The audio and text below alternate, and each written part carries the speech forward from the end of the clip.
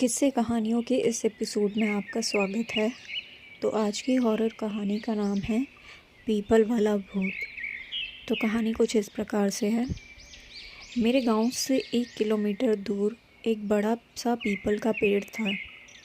वह एक विशाल पेड़ है जिसकी शाखाएं लंबी लंबी और ऊपर से नीचे की ओर आकर ऊपर की ओर मुड़ जाती है। वह पेड़ देखने में इतना भयानक लगता है कि मेरे तो उस दिन की घटना के बाद रोंगटे खड़े हो जाते हैं। उस पेड़ की शाखाएं कम से कम आधे बीघे में फैली हुई हैं। शायद तुम लोगों में से कोई मानता हो या ना मानता हो, लेकिन मैं ज़रूर मानता हूँ कि भूत चुड़ैल आत्माएं होती हैं। हर गली हर चौराहे पर ऐसी बुरी आत्माएं होती हैं।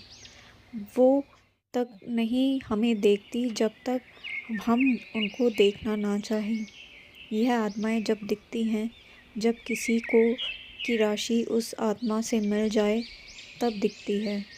मैं तुम्हें एक ऐसी हकीकत कहानी बताने जा रहा हूँ जिसको मैं याद करके ही मेरे रोंगटे खड़े हो जाते हैं। अब मैं आपको उस घटना के बारे में बताती हूँ कि मैं और मेरे दोस्त उस पीपल के पेड़ पर खेलने जाया करते थे। उस पेड़ की शाखाओं पर हम झूले की तरह झूला करते थे। उस पेड़ की छाया इतनी घनी थी कि सारे पंछी उसी पे बैठा करते थे और हम लोग गर्मियों में उस पर जाकर झूलते थे। बड़ा मज़ा आता था।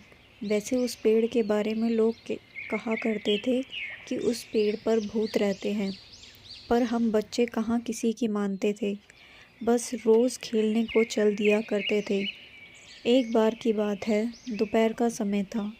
हम 3 दोस्तों ने, मैं और मेरे 2 दोस्त उस दिन जल्दी चले गए।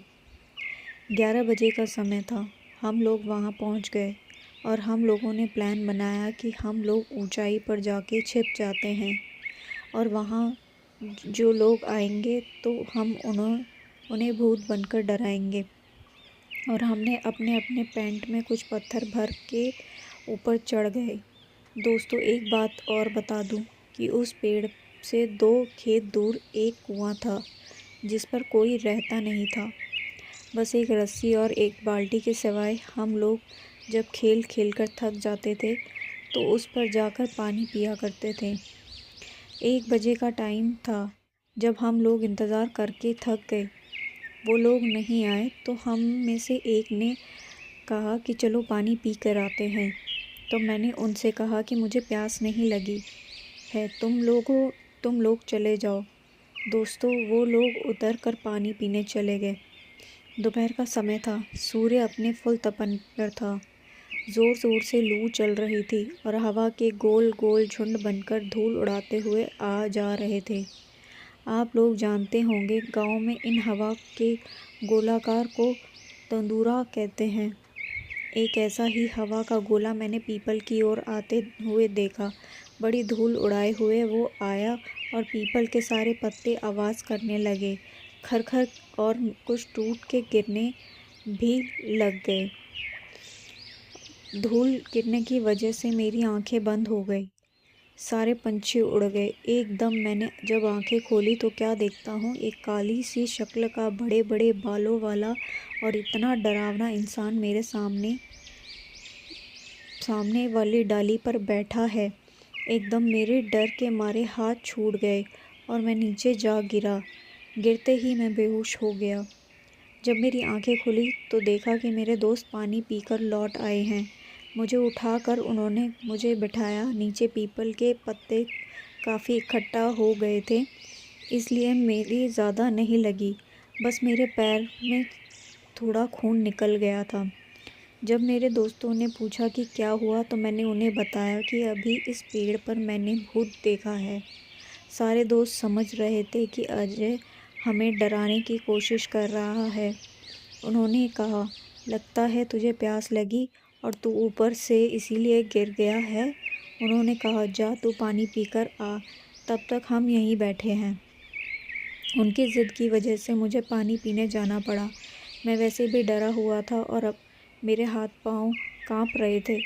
मैंने मन ही मन में सोचा सोच रहा था कि बस आज मैं यहाँ से निकल जाऊँ, कल से मैं यहाँ नहीं आऊँगा। मैंने बाल्टी उठाई और कुएं में डाल दी। जैसे ही कुएं में बाल्टी पहुँची, एकदम से आवाज़ आई और वो आवाज़ ऐसे लग रही थी जैसे कोई पानी में बार बार कूद रहा हो। मैं और डर गया, जबकि रस्सी मैंने आराम से पकड़ रखी थी। तो आवाज़ कैसे? मैंने कुएं में जाकर देखा। कुएं के पानी में मुझे वही चेहरा नज़र आया है। एकदम से मैं पीछे हटा। मुझसे कोई पीछे ऐसे टकराया कि मेरे तो होश उड़ गए और डर के मारे मेरे हाथ से रस्सी कुएं में जा गिरी। मैंने जैसे ही पीछे देखा, वही भयानक शक्ल वाला आदमी खड़ा था। मेरी तो आवाज़ बंद हो गई। उसके बड़े बड़े दांत, लंबे लंबे बाल, तो ऐसे जैसे कि साले ने कभी ज़िंदगी में मंजन भी नहीं किया हो। उसकी खाल जली हुई सी, जैसे कि कोई जला हुआ इंसान। इतना डरावना लग रहा था कि मैं तो बस मेरी आंखें खुली की खुली रह गई। बस शरीर में कोई जान नहीं थी। बस मैं बेहोश होकर गिर पड़ा। मेरे दोस्त सोच रहे थे कि यह अब तक क्यों नहीं आया। 5 मिनट बाद जब मेरी आँख खुली तो मैंने देखा कि मैं पीपल के पेड़ के नीचे पड़ा हूँ। तो मैं और डर गया। मैं यहाँ कैसे आ गया? दोस्त मुझे उठा कर लाए थे। जैसे ही मैं खड़ा हुआ, देखा तो मेरे दोस्त खड़े हुए थे और कह रहे थे, लगता है तेरी तबीयत ठीक नहीं है। तुझे पहले बताना चाहिए था, हम पानी ले आते। कहीं तू कुएं में गिर जाता तो हमारे घर वाले तो हमें भी जान से मार देते। मैंने उन्हें बताया कि मेरी तबीयत ख़राब नहीं है, मैंने सचमुच भूत को देखा है। उन लोगों को विश्वास नहीं हो रहा था कि अजय, जो कि कभी भी भूत के बारे में बोलते थे, तो वो कहता था कि भूत नहीं होते। मगर इसे आज क्या हो गया है जो हर बात पे भूत भूत लगाए हुए है। भाइयों, अब तक 2 बज चुके थे। हमारे दोस्तों के आने का समय हो गया था। मेरे दोस्तों ने कहा, चलो अब ऊपर चढ़ जाते हैं, उन लोगों को डराते हैं। मुझे डर तो लग रहा था, पर मैं अपने दोस्तों के साथ ज़्यादा ऊपर नहीं, बस थोड़ी ऊंचाई पर जाके बैठ गया। जब वो लोग आए तो हमने पत्थर फेंकने चालू किए और तब तक हुआ क्या, ज़ोर से एक हवा का झोंका आया और सारे पीपल को उसने झकझोर दिया। हम लोगों को लगा जैसे कि कोई उसे झकझोर के उखाड़ने की कोशिश कर रहा है। मेरे दोस्तों ने समझा कि भूत है इस पेड़ पर और वो सारे लोग डरकर भाग गए और हम बड़े ही खुश हुए कि आज तो इन्हें हमने डरा ही दिया। पर हमें क्या पता था कि वो काका भूत भी यह सब देख रहा था और उसने ज़ोर से पेड़ को हिलाया। जैसे ही मेरे दोस्तों ने यह सब देखा, जल्दी जल्दी उतरने लगे। अब की बार तो उसकी आंखें लाल लाल, दांत होठों से बाहर। हम वहाँ से भागे। मैं तो डाली पकड़ के कूद पड़ा। मेरे दोस्त जिससे लटका वो डाली टूट गई और एकदम से नीचे गिरा। मैंने उसे उठाया तक नहीं। मैं वहाँ से भागा और मेरे दोस्त भी पीछे पीछे। बस फिर तो हमने मुड़ कर नहीं देखा। घर आके ही हमने दम लिया। हमने देखा कि हमारा दोस्त नीरज नहीं दिख रहा है, तो हमने उसे उधर से लेट आते हुए देखा। वो आराम आराम से आ रहा था। उसकी आंखें लाल, हाव भाव बदले हुए नज़र आ रहे थे। हमने उससे पूछा कि नीरज क्या हुआ, तो उसने कुछ नहीं कहा। बस हमारी तरफ ऐसी ही नज़रों से वह देख कर चला गया और जाकर सीधे अपनी चबूतरे पर जाकर बैठ गया। उसके हाव भाव बदले, आवाज़ भारी सी हो गई थी। जब घर के सब लोगों ने उसे देखा और कहा, कहाँ गए थे तुम लोग? तब मेरे दोस्त सुरेश ने सारी बात बता दी। तब हमारे चाचा जी ने कहा, मैं हमेशा मना करता रहता हूँ इन लोगों को कि पीपल के पास मत जाया करो, पर ये लोग मानते ही नहीं हैं। अब देखो इसका क्या हाल हुआ है। अब जाकर भगत जी को बुला कर ले आओ। हमारे गांव में एक बाबा हैं, सिया राम, जो हनुमान के मंदिर में रहते हैं और पूजा करते हैं। वो तंत्र मंत्र इन चीज़ों में माहिर है, इसलिए उन्हें लोग भगत जी के नाम से बुलाते हैं। तब मैं जाकर मंदिर से भगत जी को बुलाया। भगत जी ने मुझसे कहा कि पहले कुल्ला करो और जाकर हनुमान मंदिर की भभूत राख लेकर आ तब मैंने राख ली। तब तक भगत जी ने कुल्ला करके अपने कमंडल उठाया और चल दिए और मैं उनके पीछे पीछे चल दिया। भगत जी वहाँ पहुँचे और पहुँचते ही सब समझ गए और कहा, भाई तुम यहाँ क्या लेने आए हो। वो चुप रहा, कुछ बोला नहीं। तब भगत जी समझ गए कि तू ऐसे नहीं बताएगा। तब भगत जी ने धरती के पैर छूकर बैठकर मुझसे राख मांगी। मैंने उनको राख दे दी। तब उन्होंने कुछ मंत्र बोलकर उस राख को उसके ऊपर फेंक दिया और कुछ कमंडल से जल के छींटे मारे। तब उसके कान पकड़ के बोले, बता तूने इस लड़के को क्यों पकड़ रखा है और कौन है तू और कहाँ से आया है। तब उसने बताया कि मैं पास के पीपल के पेड़ पर रहने वाला भूत हूँ।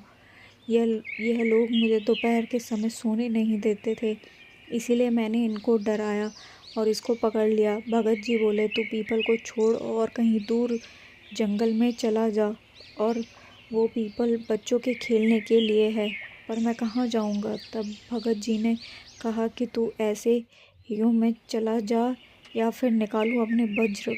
और भगत जी की आंखें लाल हो गई।